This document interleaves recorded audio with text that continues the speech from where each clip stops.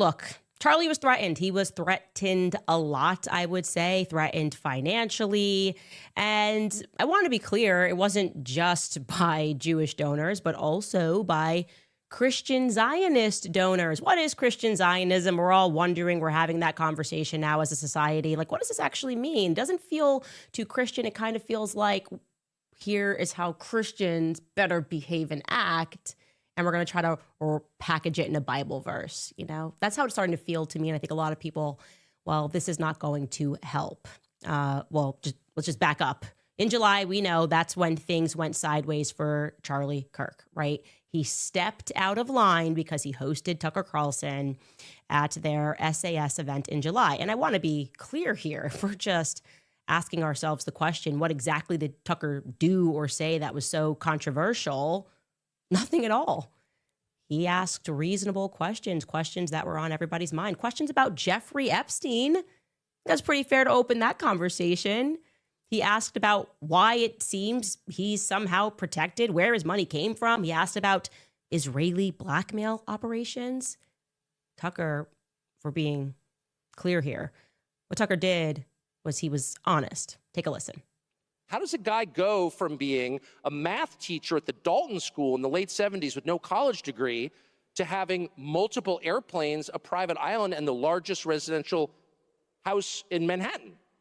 Where did all the money come from? And no one has ever gotten to the bottom of that because no one has ever tried. And moreover, it's extremely obvious to anyone who watches that this guy had direct connections to a foreign government. Now, no one's allowed to say that that foreign government is Israel because we have been somehow cowed into thinking that that's naughty. There is nothing wrong with saying that. There is nothing hateful about saying that.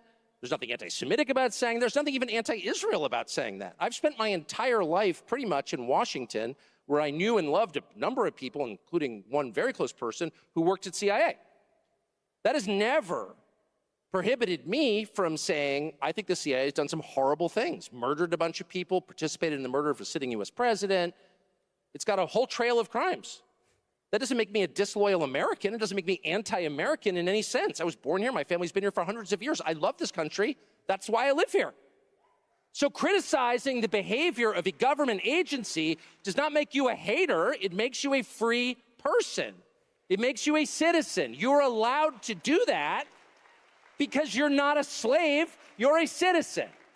And you have a right to expect that your government will not act against your interests, and you have a right to demand that foreign governments not be allowed to act against your interest. That's not creepy. It shouldn't be forbidden.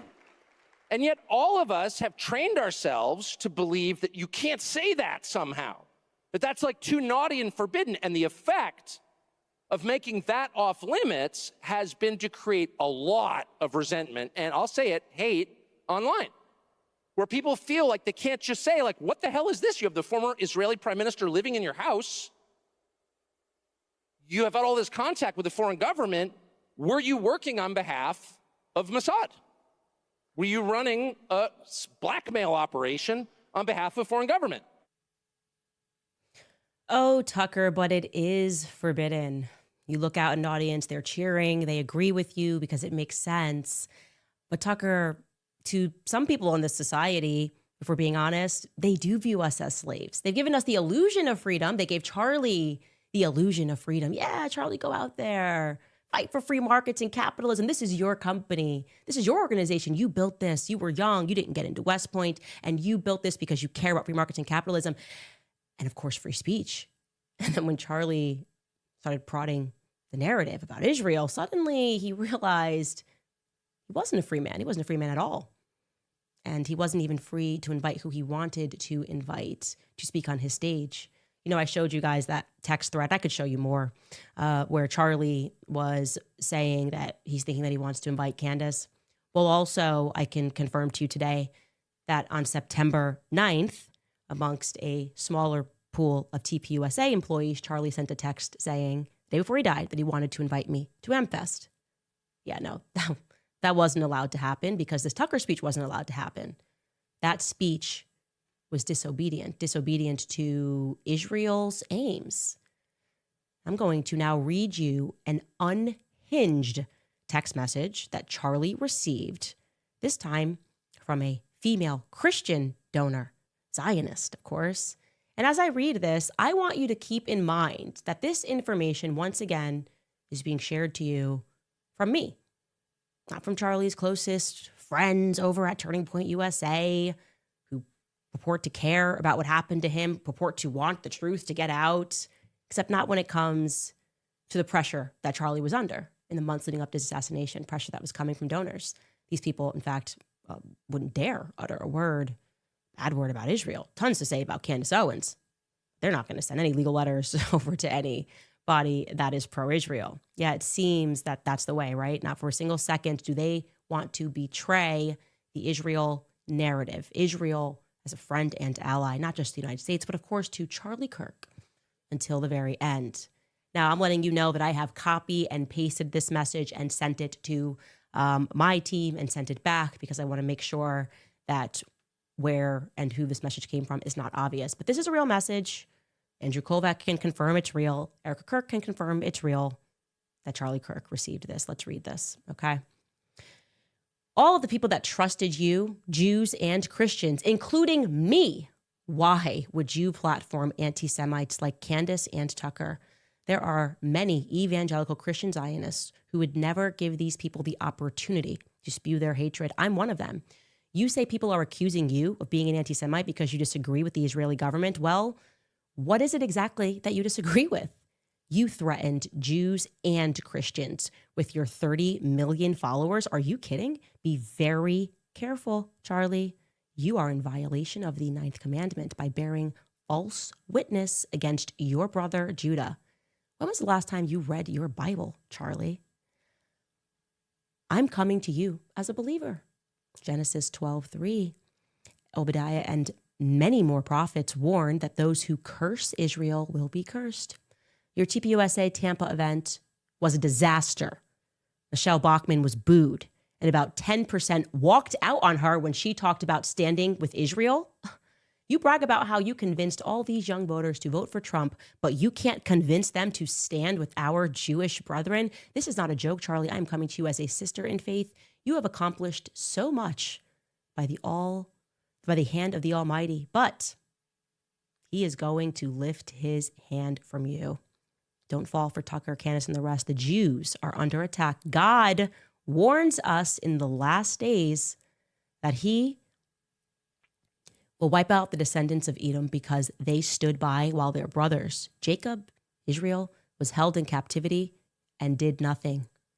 Don't be counted among the Edomites. It will be to your peril, as well as the unfinished work God was going to do through you. But it's in a Bible verse, so he should be like chill with that. No, he wasn't chill with that. He did feel threatened by that. That feels like you're pretending to be a Christian, but you have specific marching orders, and you don't think there's a single reason why Charlie could reasonably critique what Israel is doing after what's been done in Gaza. They've effectively have turned Gaza into a parking lot, and this is how you come at him over Tucker's speech? Tucker's totally reasonable speech speaking about Jeffrey Epstein. Hey, he harmed children. And he is being protected because he did that on behalf of Israel. He did that for Israel.